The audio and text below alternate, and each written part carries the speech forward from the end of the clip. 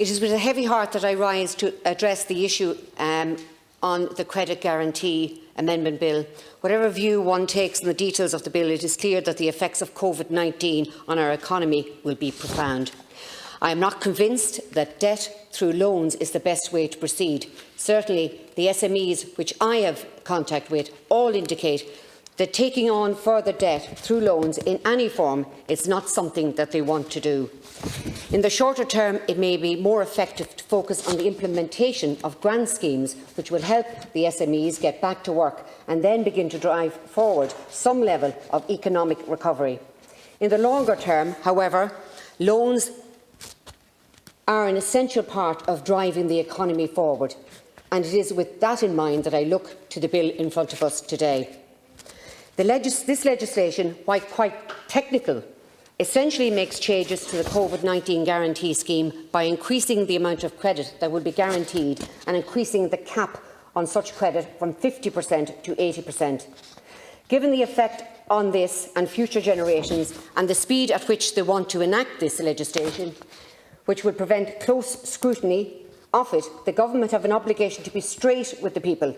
It is absolutely right that the Government take the necessary measures to protect and sustain the jobs in the SME sector, but we cannot be blind to the problems with this bill. When risk was shared evenly between banks and the state, there was a disappointing take-up. Even at 50%, the banks in this country were unwilling to take the risks involved and advance credit. Opposition parties such as Sinn Féin said that this would be the case. The Government has now had to move the cap to 80%. Is there any principled reason why the banks here, unlike the ones in Australia, are resisting to sharing the risk with the state? We should be told if so. Why do we continue to enable the same banks that are treating the SMEs so badly?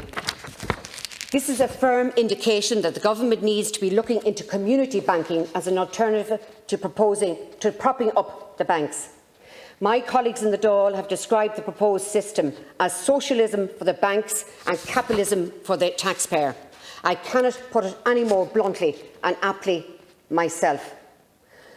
Also, a lot is made of the banks applying their normal underwriting decisions-making process to the applications for loans.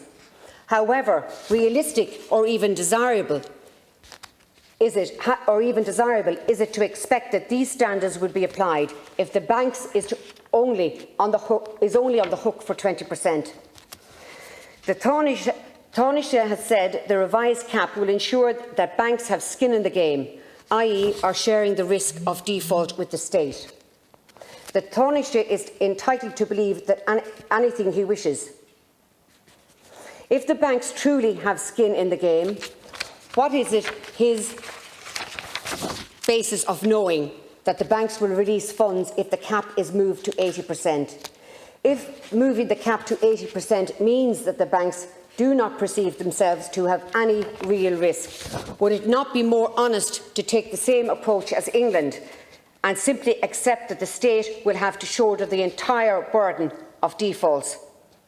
£30.9 billion has been approved through the loan scheme in operation in the UK, and a scheme which is widely regarded as being significantly less risky and overall easier to access than the Irish scheme, which by contrast has issued a mere £1.6 million in loans. It appears apparent that there must be multiple underlying issues if a scheme with funding of £2 billion has issued so few actual loans. Instead of serving the SME, this bill only serves the banks. Certainly, they are the only ones in this situation who are being insulated from the risk. The way I see it, with this scheme, the banks will become what could be termed as the middleman. It seems logical, then, to do what many do in situations involving the middleman: cut them out. We will be picking up the bill anyway for the massive potential defaults coming our way over the coming months, so why allow the banks to profit from a potential success of it? I understand the objectives of the bill is to protect and support the employment in the SME sector by guaranteeing credit. The problem is not with the objective of doing it, but rather the way of going about that objective. I seriously question whether it is an effective way to go about serving that objective. The failure of this loan scheme would lead to the failure of our SMEs, which is an outcome that cannot be allowed to happen.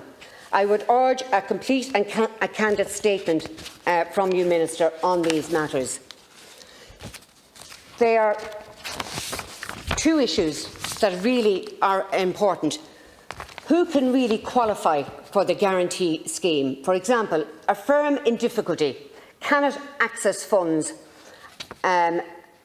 because under EU law that would be state aid. A firm of difficulty is a book accounting exercise and affects your balance sheet. It ignores your P&L, cash flows and growth plans. So if you are an FID, you will not be eligible for the credit guarantee scheme.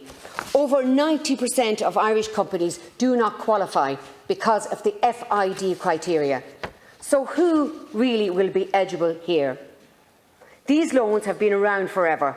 They were provided by the EU in 2008 and only 15% of them have been distributed. The other question that must be asked, will the banks lend? The banks treat the application for money as normal business loans. They attest your ability to repay and security. The governments provide the security, i.e. the guarantee, but most companies will not pass the repayment criteria the banks imply, well outside the terms of the credit guarantee system loans. I understand the objective of this bill is to protect the employment and the SME sector. So I urge you to address those issues today, but also, Minister, I'd like you to address the issue in relation to the enterprise support grant that was put in place and it was announced over a month ago, whereby those that weren't rate-based payers could access a grant of €1,000 if you were self-employed, and that grant has not been made available currently by your department. So can I ask you about that as well? There's €1,000 there that you've announced for each self-employed company that is not rate-based players. So when would that become available for the small businesses of this state? Thank you, Minister.